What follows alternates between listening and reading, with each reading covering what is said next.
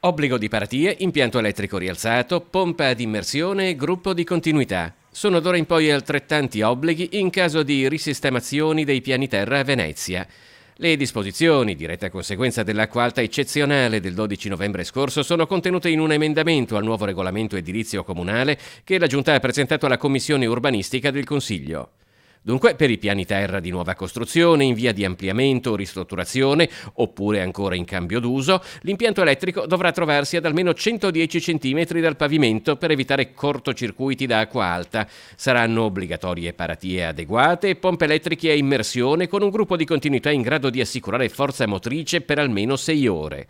Intanto a Chioggia c'è tempo fino al mezzogiorno di lunedì 9 dicembre per presentare in forma cartacea o tramite posta elettronica certificata la scheda di segnalazione dei danni subiti durante l'ultima ondata di maltempo.